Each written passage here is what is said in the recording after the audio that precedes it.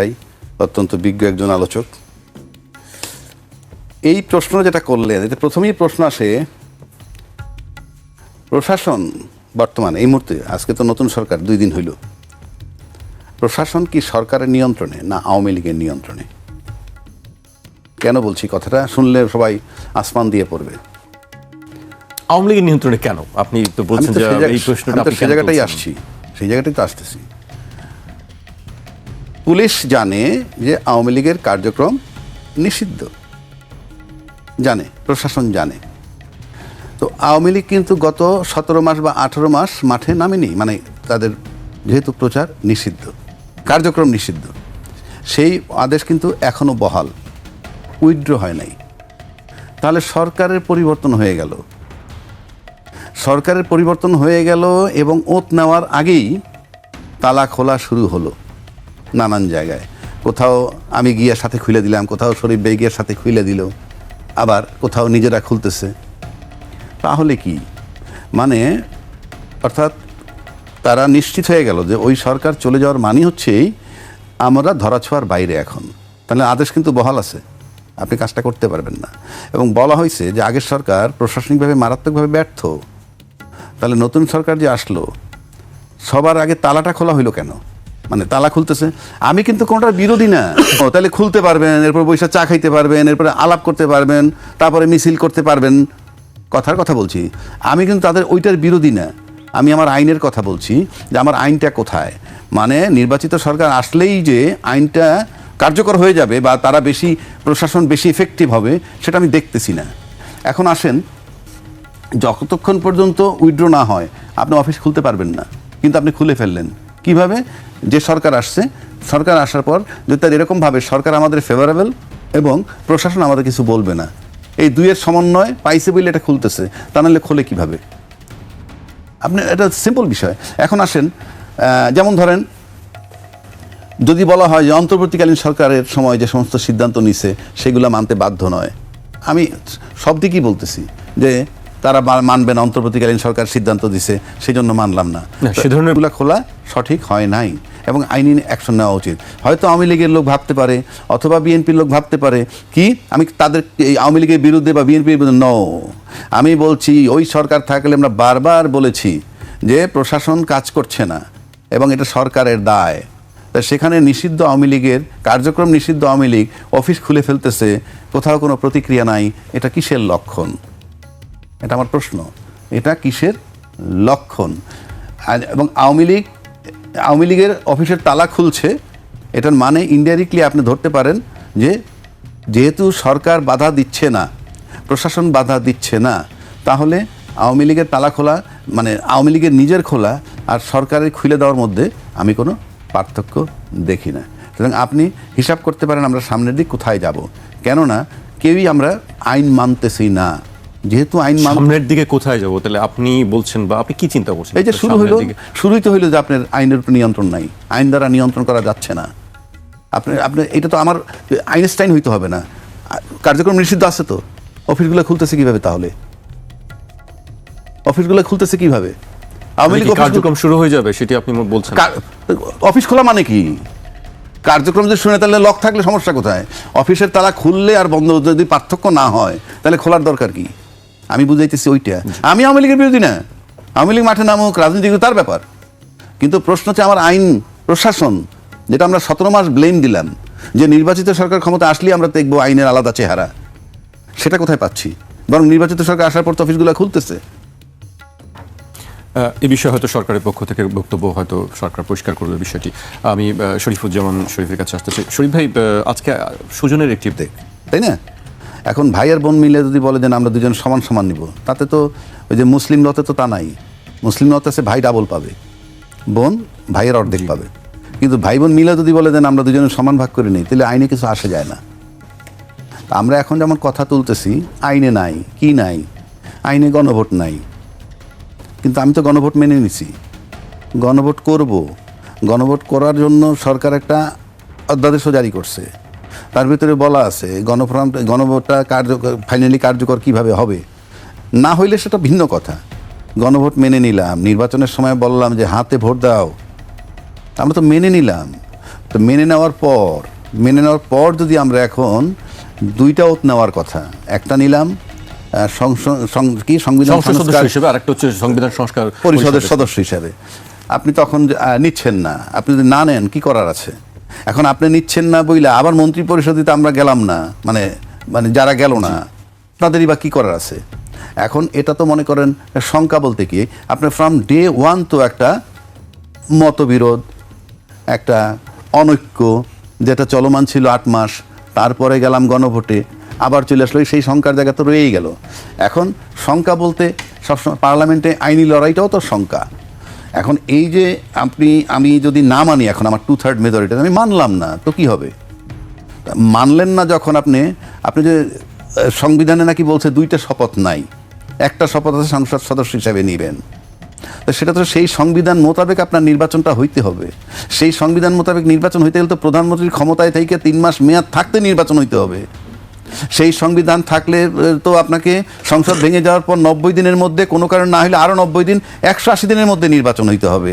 সেখানে আপনি ফেব্রুয়ারি 2026 আমরা নির্বাচন করলাম কি হিসাবে? আমরা মেনে নিছি বলে, আমরা মেনে নিছি, এটাই হলো আইন। এখন আপনি যদি বলেন লিখিত নাই, সেটা তো ভিন্ন কথা। সংবিধান মোতাবেক নির্বাচন হলে তো অন্তর্বর্তীকালীন সরকার কি সংবিধানে আছে? সে দিল নির্বাচন, আমি সেই নির্বাচনে গেলাম, তো সেটা আমার পক্ষে আইলো, আমি নিয়ে নিলাম, আমি গণভোট নিলাম না, গণভোট মানলাম না, কিছু করার নাই। কারণ বাংলাদেশে তো নতুন না আমাদের। যদি বিষয়টা এমন হইতে নতুন না, এটা ওই 53 বছরের ইতিহাস এরকম। গণভোট মানার না মানার কথা তো কেউ বলছে না, গণভোট তো মানছি না, তো গণভোটটা আমি মানছি না। গণভোট মানলে তো গণভোটের আলোকে সংবিধান সংস্কার করবেন, সেজন্য সংস্কার পরিষদের সদস্য হিসেবে আপনি ওত নিবেন। আপনি ওত না নিলে মানলেন? ওত না নিলে তো মানলেন না, আপনি তো বসতে হবে এটা নিয়ে। আপনি ওত না নিলে তো এটা নিয়ে বসবেন না। এইবার আসেন যে এই মানে আমি এই যে গণভোটের কথা যেটা আমরা বলছি, এটা যদি আপনি এখন কার্যকর না করেন তাহলে কি হবে? কিচ্ছু হবে না।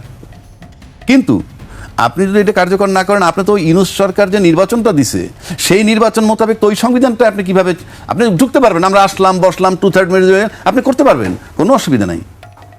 কিন্তু আপনি তো নির্বাচন তো আপনাকে ওই সংবিধান মোতাবেক কেউ দেয় নাই।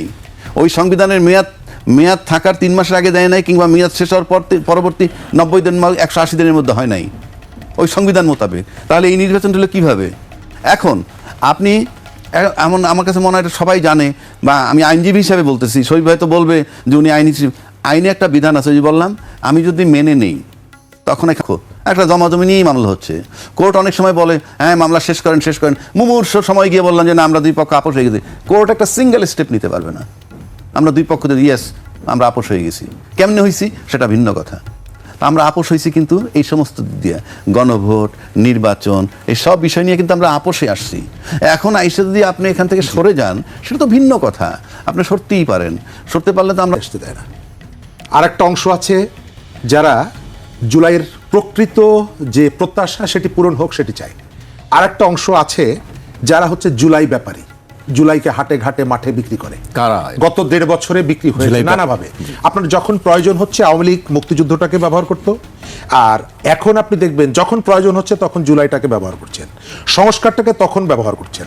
আপনি যখন পার্লামেন্টে নমিনেশন দিবেন তখন জুলাইয়ের প্রস্তাবনা আপনার প্রয়োজন হচ্ছে না, কিন্তু যখন বার্গেনিং করবেন তখন আপনি বারবার জুলাইকে সামনে নিয়ে আসছেন।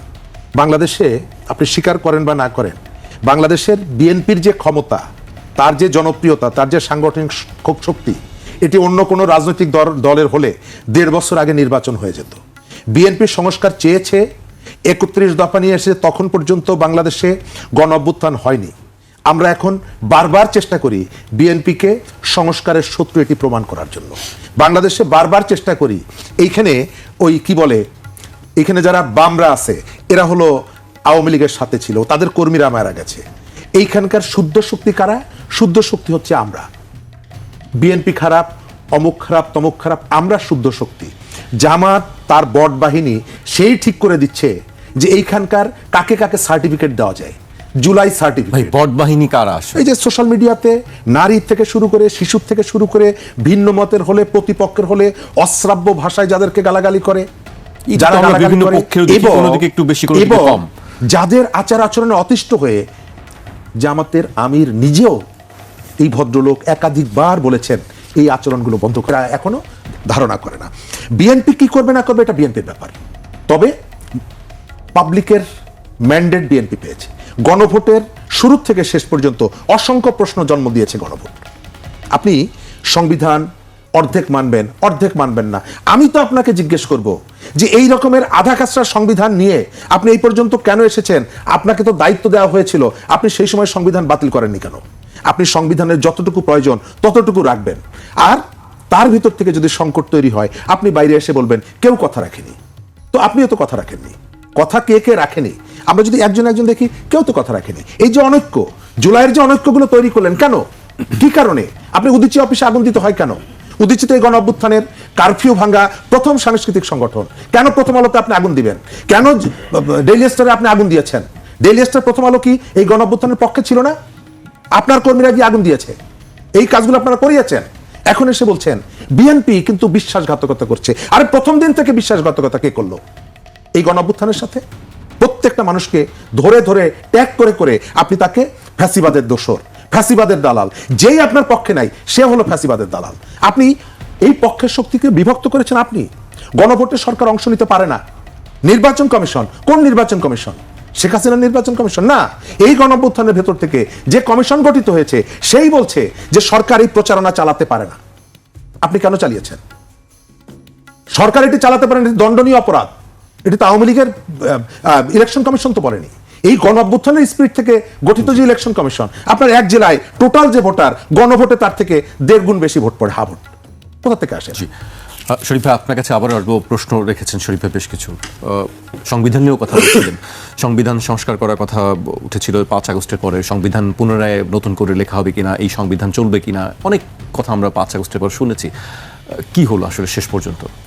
শেষ পর্যন্ত তো আমরা সেই সংবিধান সংস্কারের নামেই আমরা গণভোটে গেলাম। এটা তো এমনি এমনি হয় নাই। 8 মাস ধরে মানে দৌড়াদৌড়ি কইরে তারপর আমরা গণভোটে গেলাম। এটা তো সংবিধান সংস্কার করার জন্যেই। এখন যদি ইভেন আপনার এই ক্ষমতাসীন যে দল আজকে, তাদের চেয়ারম্যানও তো বলছে গণভোটে হাতে ভোট দেবে। আমি তো মনে করি তারপরেই গণভোট জয়যুক্ত হয়েছে। আপনি ভোট নিয়ে যেটা বললো যে এক জায়গায় বেশি কাস্ট হয়েছে, সরকারের ব্যাপার কি, নির্বাচন বড় দল যিনি জয়লাভ করে 2/3 মেজরিটি নিচ্ছেন, তাদের চেয়ারম্যানও তো হাতে ভোট দিতে বলছেন। হাতে জয়যুক্ত, এবং যেভাবে ধানের শীষে আপনারা ভোট দিবেন একইভাবে গণভোটকে হাতে ভোট দিয়ে জয়যুক্ত করতে হবে। তাহলে তো ওনাদের ডিজায়ার মোতাবেকই তো এই গণভোট জয়যুক্ত হয়েছে। তা জয়যুক্ত যদি হয়ে থাকে তাহলে এটা এখন আমি তো একটু আগে আপনাকে বললাম আইনে কি না আছে না বড় কথা না। আইন মানলে আইনও তো আমি বললাম, আইন বললো তো আমি এই সংবিধান মোতাবেক আপনার 2024-29 নির্বাচন হওয়ার কথা। 2026 তো কোনোভাবে নির্বাচন নাই। সংসদ ভেঙে যাওয়ার পর সর্বোচ্চ 7ই ফেব্রুয়ারি 2025 মধ্যে